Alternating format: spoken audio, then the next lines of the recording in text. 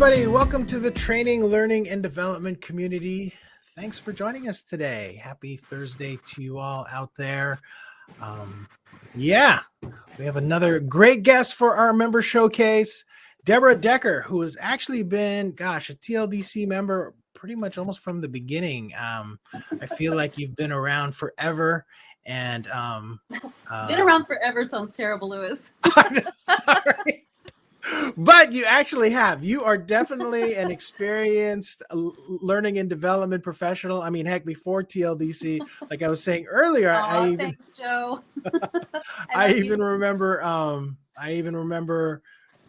seeing your name at guild events, because I used to print badges and manage all that stuff, and I just remember you from back then. So it's great to have you on the broadcast, and I feel really honored to be able to ask you a bunch of questions about your career and to talk about like what you're up to and what's going on with Deborah Decker. So let's just jump into it. Thanks for inviting me. I'm excited. Yeah, absolutely.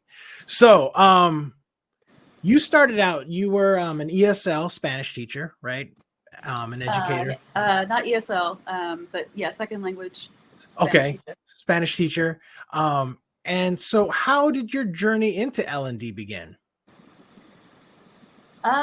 Well, we could be here for hours going through that, but so yeah, I was teaching high school Spanish and Latin. Actually, I was also teaching Latin, believe it or not. Wow. And my transition actually happened because I had kids, and having 2 kids in daycare cost more than my teacher's salary.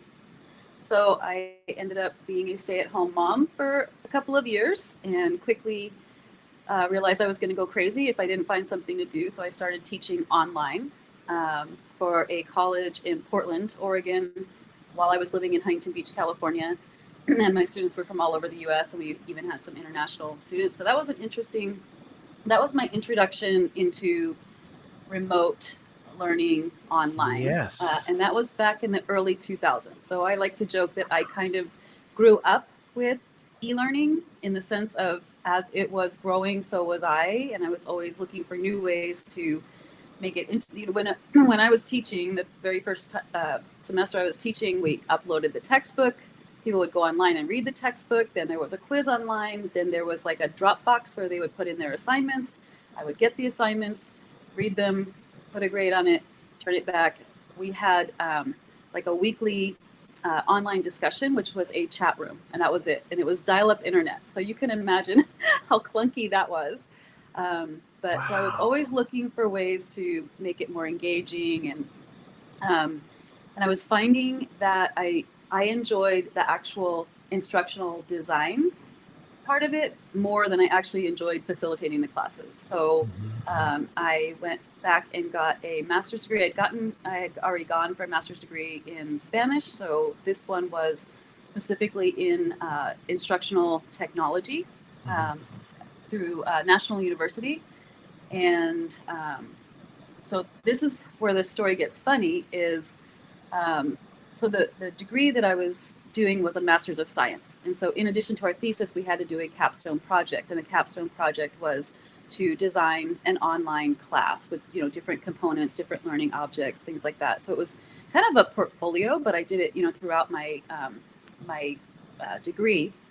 And towards the end of my degree, one of my professors, my favorite professor, basically was telling us, showing us different tools like Storyline and Captivate,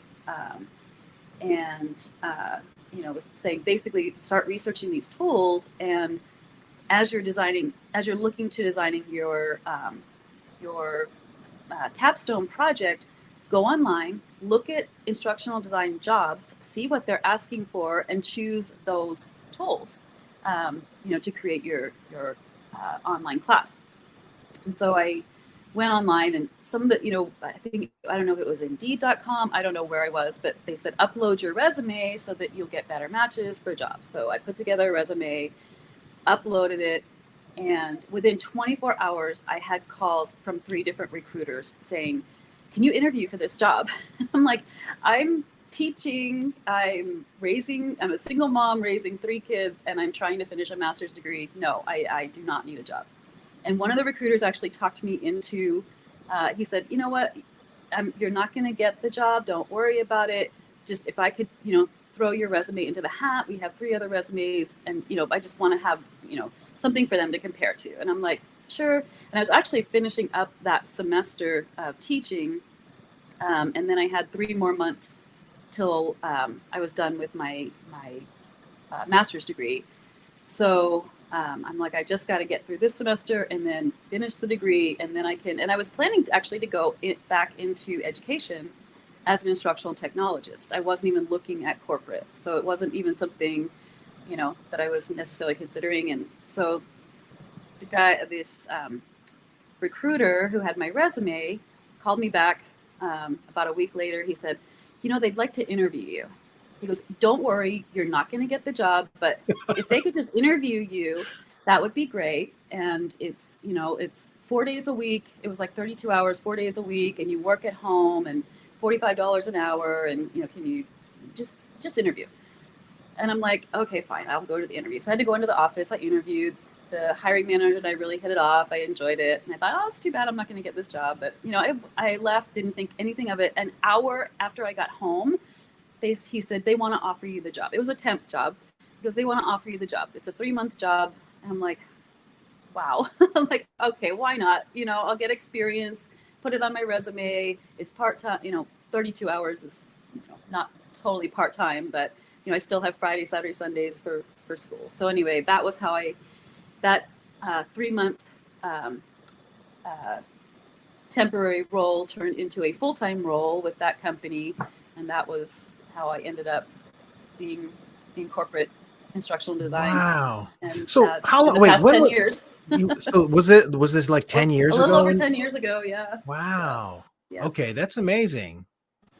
I'm just curious. Why did he keep saying that you wouldn't get the job? I think because he knew I didn't want him to, and honestly, I think my whole resume was teaching, right? Okay. And it's like, there were other people who were actual, they had done instructional design, or I don't know even who I was going up against, but yeah. But they did not know the tools as well as I did. They were specifically looking for someone who was an expert in Captivate. And those were a lot of the questions that I got. And how would you build this interaction? And how would you do this? And I told them, and I showed them something I built in Captivate. So, and then the other big part of it is just that background in knowing how people learn. And so I think having both, I don't know if anyone else had both of those skills. I think it was either they had the technology and not the learning theory, or the learning theory but not the technology. I don't know. But I don't know why I think he was just trying to talk me into it. Right. Interesting. Very interesting. Kim has a great question here. She's asking, are learning objects still a thing? Seems like you don't hear that term much these days, but that could just mean that it's assumed. She's just interested to hear what you think.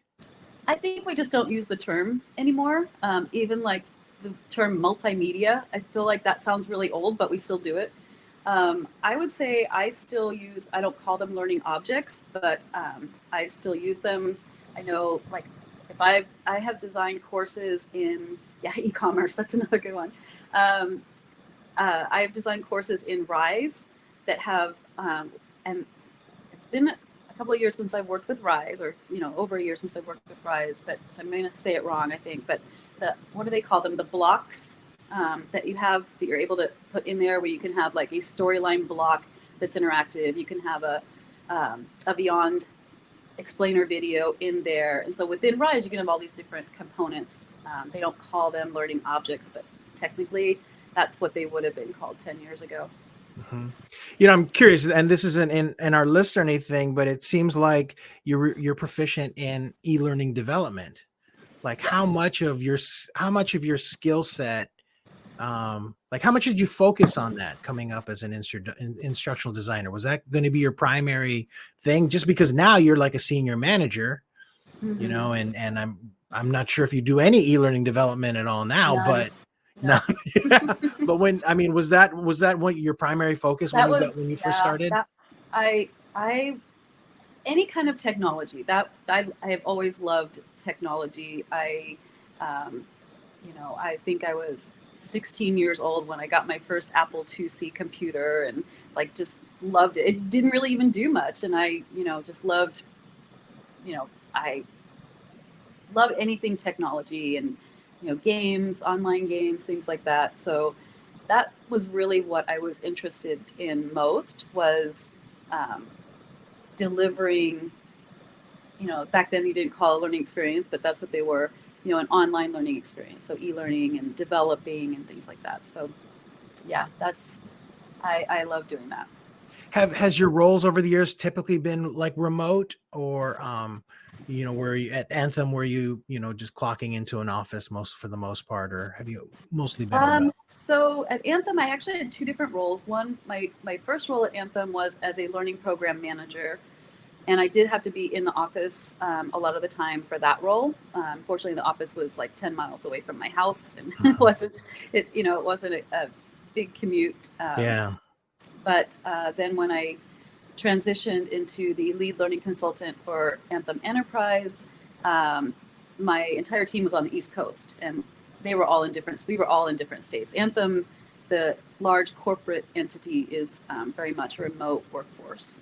Wow. So after all these different experiences within learning and development, as having a background in e-learning, and now as a leader in L&D, what has been kind of your favorite part, or what are the things that you really like about it?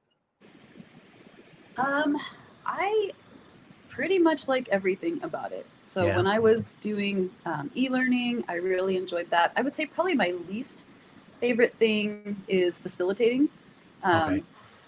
But I mean, it's not that I don't enjoy it. I just much more prefer, just being in my cave, designing and developing, rather than like being out in front and delivering it.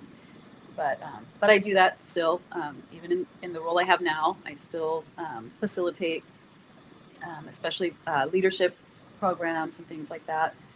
Yeah. So that is actually one of my questions. Like, what is something that you do for work that is challenging for you? So would that be it, facilitation? I would not say facilitation is challenging. I mean, I've been doing it for 30 years. Like as a teacher, you stand up in front of a classroom. Right. I've been doing facilitation in some form or another for a long time. I wouldn't say it's challenging. I would just say it's not my thing. And I've been told I'm good at it, so I'm glad of that. But if I never had to facilitate again, I wouldn't miss it. I would say that the most challenging thing, and it is something I enjoy, is the strategy part that exists when you're in leadership. I started I'm with LA Care now, LA Care Health Plan, which is it's the nation's largest public health plan, and we are every county in California, in the state of California, has its own public health plan that serves Medicare and Medi-Cal, and we are the largest one. We have 2.5 million members, so Wow. that is the largest in the U.S.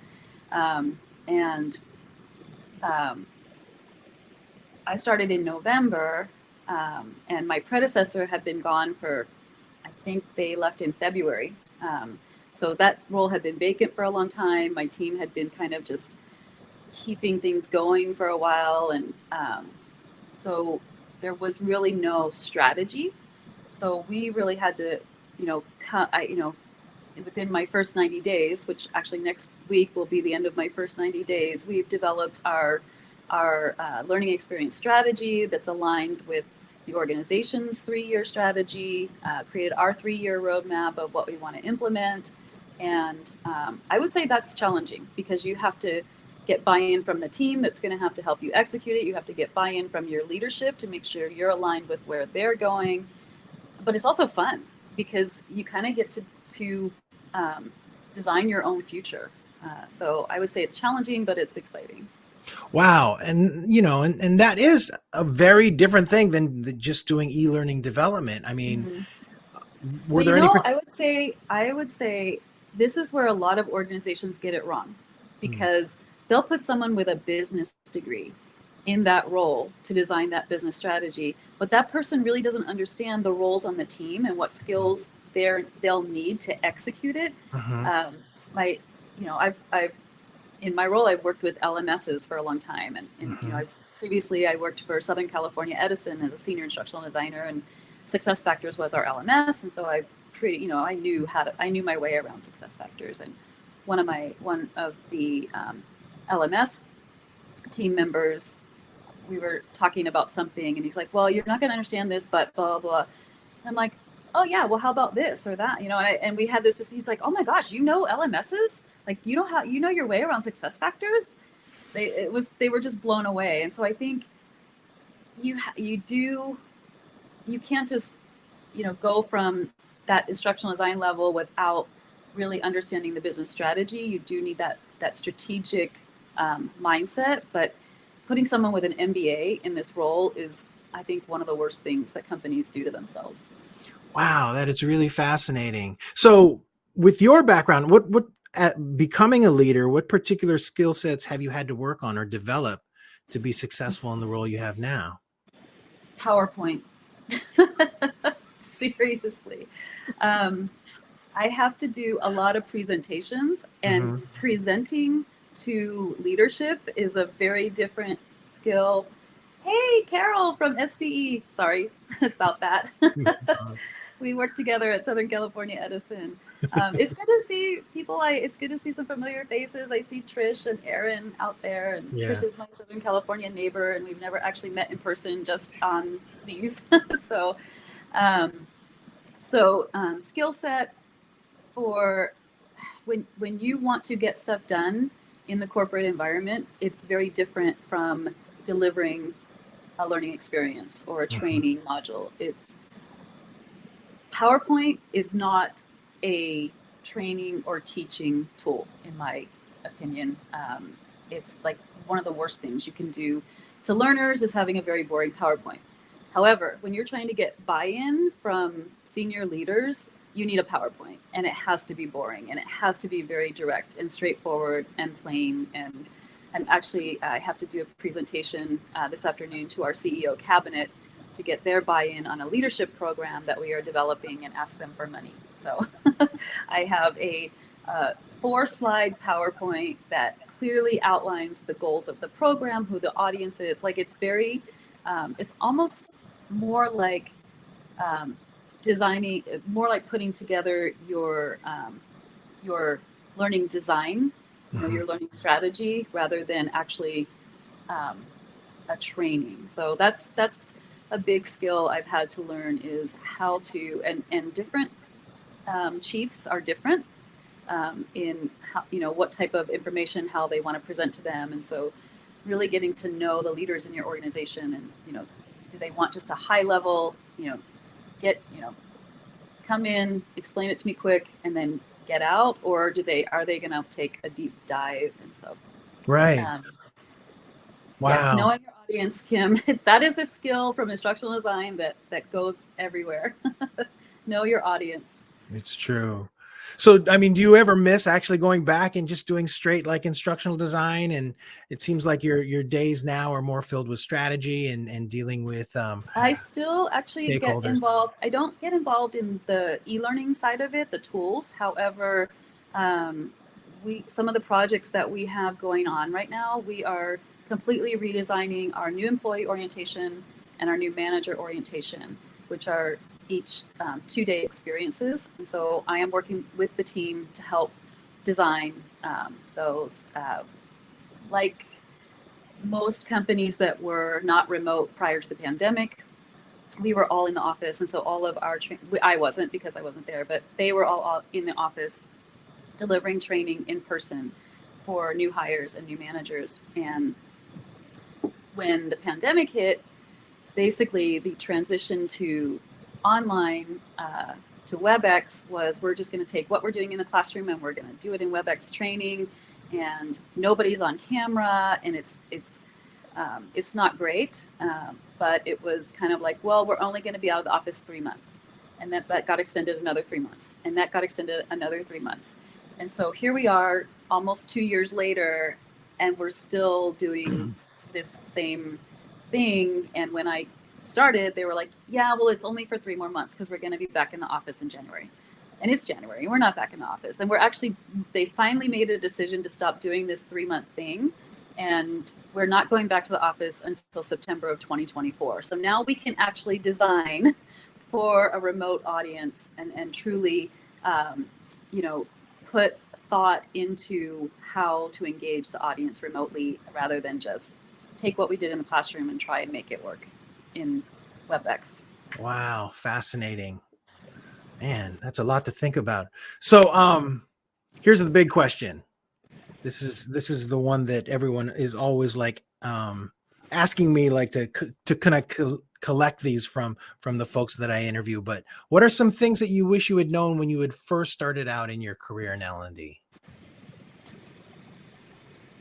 Started out where? Like teaching, or started out as an instructional designer? Instructional designer. As an instructional designer. I don't know that there's anything I could have known or could have done differently. Like I said, it wasn't my plan to go into corporate learning and development. I was getting a master's degree to go into education as a learning technologist, instructional technologist. Yes, Damien, 2024. Can I answer Damien's question? Because it is kind of interesting. And I think a lot of people are dealing with this whole, how long do we stay remote? It isn't that long away when you think about it. And here's, my company is trying to figure out, so we are, as I mentioned, we're in Los Angeles County, period. And you have to live in Los Angeles County or the area. I actually live in San Bernardino County, but you have to live in the Los Angeles area close enough to be able to come into the office within 24-hour notice if you need to. So we can't hire people from Ohio or, some other states where we would have to fly them in. So what they are working on right now is our remote work strategy. Some teams are going to stay remote. Some teams will have to go into the office. And so they're number one, trying to figure out that strategy. Number two, they already had a plan in 2023 to consolidate offices. We have 2 large buildings in downtown LA, and they are consolidating those, getting rid of one, and the other one they are going to do major upgrades. So we were going to get kicked out of the office in 2023 anyway. So even if they brought us back now, 6 months later, we're going to get kicked out. So that's why 2024, the new office will be ready. People who are going to be remote will stay remote. People who are going to be in the office will actually have an office space. So that's why that's why that particular date. So you were asking me, Louis, why, I wish I had known. Yeah, if anything that you had known. And mostly that question is kind of more tips for people that are just starting out their careers, instructional designers. Like if there were any shortcuts that you would, or decisions you made. Shortcuts. Yeah. There are no shortcuts. I would say, and this is something I've always done anyway, is, invest in your own learning, find a mentor if you can, but definitely keep learning, keep growing. Don't be, if you feel like you're in a boring role, learn whatever you can from it, because you never know when something else is going to come up, and you need to be ready for that. Take the stretch assignments, take things that seem to be difficult. Interestingly, I mentioned PowerPoint is not my favorite thing, but my last role at Anthem, being the lead learning consultant, that is where I really learned PowerPoint as a presentation tool and how to present to CEOs and chief medical officers. And so even though it was not my favorite role and I quickly learned consulting isn't for me, I learned a skill that's critical to what I'm doing now. So don't discount anything. Don't say, oh no, that's below me, that's beneath me, that's not what I'm interested in, because you never know when you're going to need that for a different role further down the line. And I do like you mentioning that there are no shortcuts, because I think that there are no shortcuts. Yeah, there are a lot of people that are really looking for shortcuts, and it's I think every journey right now is sort of unique for people in just different situations, and but I think consistently that is one of the things that everyone has to remember, is that there aren't really any shortcuts. No. So And I know, so we mentioned earlier when we're in the green room, we talked about how you were in a broadcast a couple of years ago with Kristen Hayden Safdie here. You did like she interviewed you about a change management program that you had worked on. Is there, can you talk about any other projects maybe that you're particularly happy with that, that you can describe or sort of share with us so we can get to know like the kind of work that you do? I don't know if I have a particular favorite. I think with every project I take on, I try to learn something new. So whether I'm designing in, using storyline, trying to learn something, do a different interaction that I haven't done before, or that fits with the learning theory behind that and the learning, the learning design. But I cannot think offhand of a project that